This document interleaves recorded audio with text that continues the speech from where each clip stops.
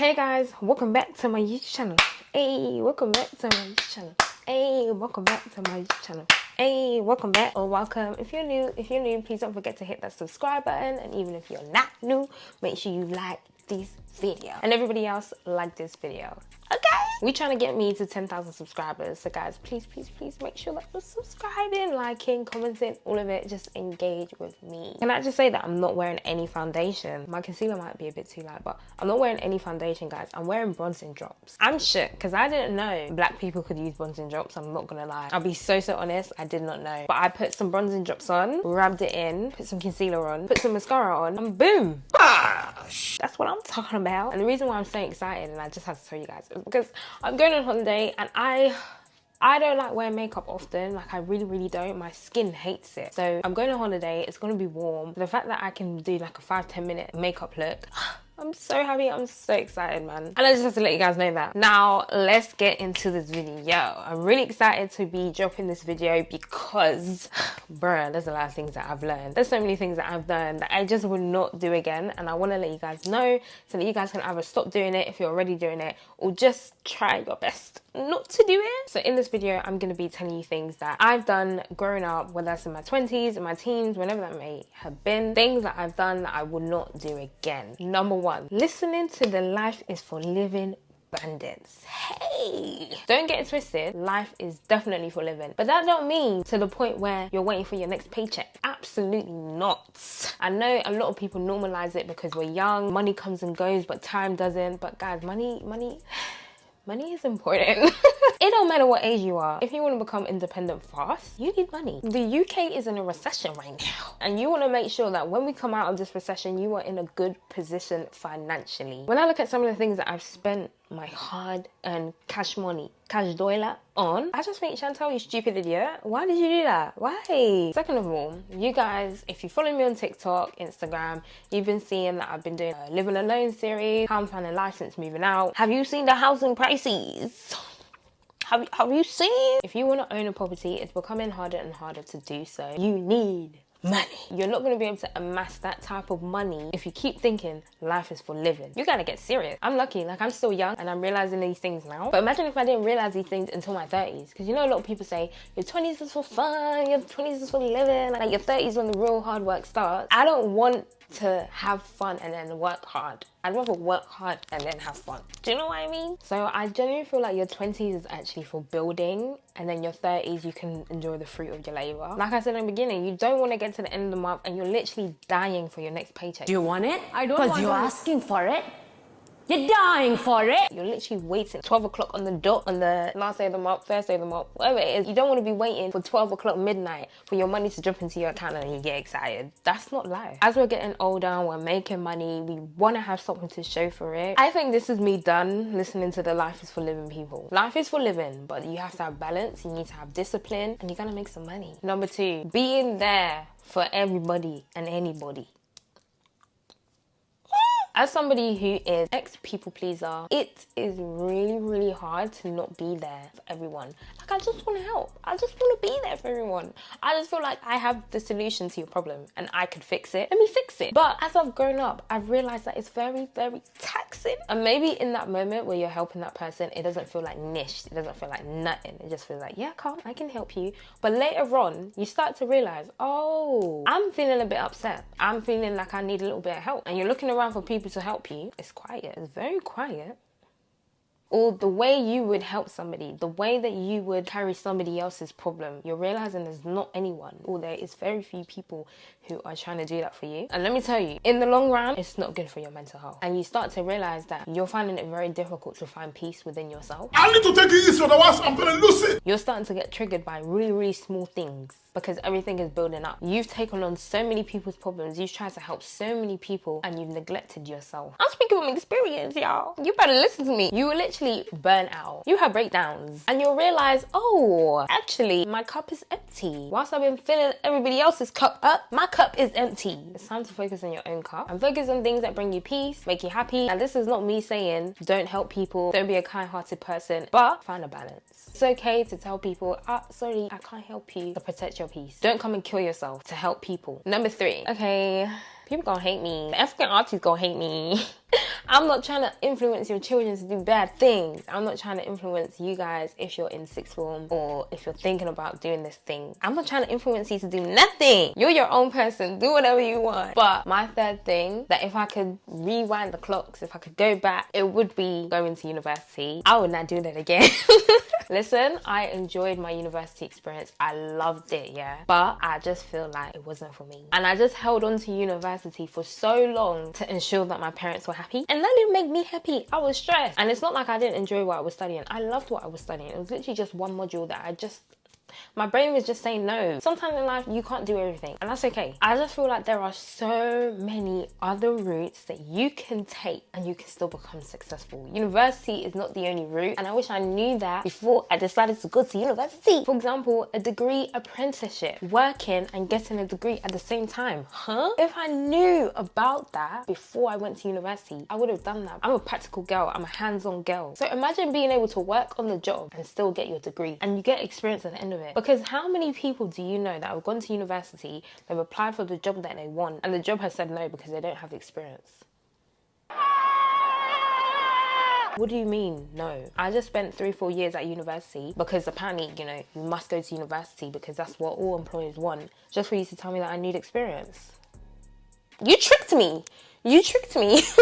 Number 4. This kind of links into the helping everybody point that I made, but it's compromising my health. If you know me, I can say this with my chest. I work hard. I work hard for things that I really, really want. And I don't think anything is out of reach. Not just for myself, but for anybody who has any dreams, any goals. It's not impossible. You just have to work hard. And I truly, truly believe that. However, there would be times growing up where I would not listen to my body. Well, I had a heart attack. Get the fuck up. And I would push and I would push and I would push and I would push until I fell down. Oh God, what kind of sudden headache is this? And I get sick easily. And every time I get sick, I just be thinking like, damn, I remember when I could breathe, because now my nose is blocked. And it's all because I pushed myself too hard. Your health is so, so important. Obviously, it's not too late for me to pattern that all up. You know, I go to the gym, you know, I eat healthy, like I'm really trying. But my body says, girl, you need a rest. I'm resting. Number 5, dating young is hit and miss. You know, some people, they find the love of their life when they're really, really young in their teens, and they're still scared when they get married, you know? Happy days. Now, the reason why I say I wouldn't date young, because I did date young. I was with somebody for like 5 years, is because it's true what our parents be saying, you know. It's not gonna last. It's very rare that it does. Although, you know, I managed to pattern a lot of things during my young years. Like I got my driving license, I got myself a car, I did well my GCSEs, my A-levels, calm. But a lot of people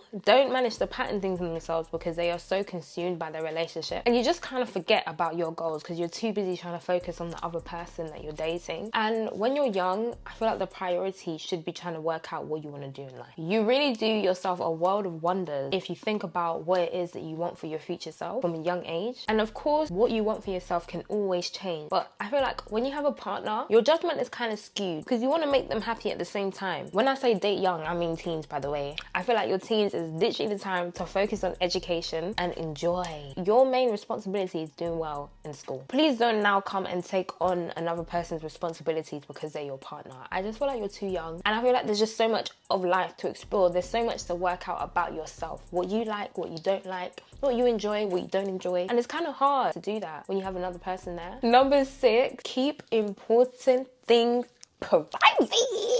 One reason, evil eye, yeah. But second reason is that people love to give their opinion. And often if you get too many opinions, it's gonna sway your judgment so much. I remember when I was moving out, when I was planning to move out, and I had told some of my family members, and I was literally getting mixed responses. Some people were like, no, don't do it. Some people were like, yeah, do it. And I already had in my mind that I really wanted to do this. It's something I really needed to do. But because I was hearing so many people's opinions, I was starting to feel bad for my decision. That's why I would say keep important things private. I feel like social media has allowed us to become more open and more free with what's going on in our personal lives, which is okay, you know, to an extent. I think it's great to share your stories, your trauma, so that people can relate and people can maybe feel like they're not the only one, and that's great. I love that. I do that sometimes with anything that I don't mind being online, but some people online are wicked. They will take your story, they'll take your trauma, they'll start running agendas, they'll start running jokes, and if you're not strong enough, it's finished. There's nothing you can do. It's on the internet. It can be saved, it can be shared, it can be reposted as many times as it wants. Once you put it out there, it's done. So that is also another reason why I feel like you should try to keep important things private. Number 7, and this is for my lover girls. A little change of scenery because they're like that. As I was saying, this is for my lover girls who just like me and just love. It's getting consumed in your partner. And it kind of goes back to the point I made about dating young, because it's very easy to get consumed in your partner. It's very easy to start having them at the forefront of your mind to the point where you kind of slack on your goals. Your priority changes, and instead of your priority being, I need to be this kind of person, I need to have this pattern, I have to have this sorted, I need to be successful here, I have a goal of this, how am I going to reach it? It starts to become, what can I do for him or her? What can I do to support his or her goals? How can I make them happy? How can I ensure I don't make them sad? And that can become a lot in the long run, because you're basically slacking on yourself. You're basically telling yourself that you don't care about yourself. You only care about one person, and that's not healthy. Let me give you an example. I'm sure there are many people who, once they get into a relationship, maybe they were going to the gym a lot, maybe they were playing sports, maybe they just had a hobby that they were doing a lot. But now that they've got into a relationship, they've kind of slowed down on that. They're not really doing that anymore. Eventually it's going to get to a point where, where's your individualism? Number 8, don't be afraid of trying. Don't be afraid of being seen like you're trying. The only way you are going to reach that goal is if you try. And there's nothing wrong with trying. That's how you're going to become successful. I understand that sometimes, especially when you're in this creative industry, you don't want to look like you're trying. You want to look like you have it all together already. You don't want to record in your home because maybe your home is not aesthetically pleasing. You don't want to post that day in a life vlog because maybe you feel like your life is boring because you're not taking a flight here, you're not going to an event here. No, everybody starts off somewhere, guys. I don't take trips 24/7. I don't go to events 24/7. I'm just me. When I first started YouTube, I was not afraid of trying. I would try. I didn't feel no type of way about it, but as I've gotten older, that fear of looking like I'm trying has slowly started to creep back in, and I had to say, Satan, get out, because there ain't nothing wrong with trying. There's nothing wrong with trying. In order for me to get 40,000 followers plus on Instagram, I had to try, and I had to push myself. I had to work hard to get to that point. Now I need to try to do even better and push myself to the next level. Even if I'm not getting likes, even if I'm not getting as many views as I like, I need to continue trying. Don't worry about what anybody else thinks. If you are a content creator or you're trying to become a content creator, just focus on the people who love your content, who are commenting, who are sharing, who are loving you. Oh, they're the most important people. And finally, it would be trying to do everything at once. Hey, I'm not Superwoman. And often I think I'm Superwoman. I think I can record 10 pieces of content in one day, do my 9 to 5, meal prep, go to the gym. Are you joking?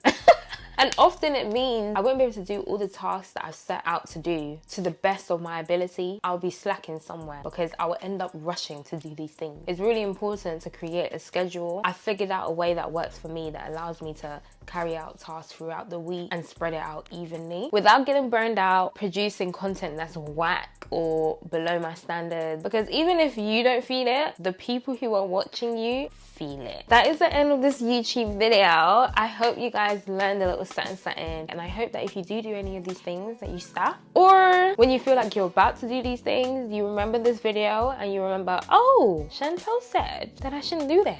Okay? But please guys, don't forget to like, don't forget to comment, and don't forget to subscribe. I'm gonna catch you in my next video. Goodbye.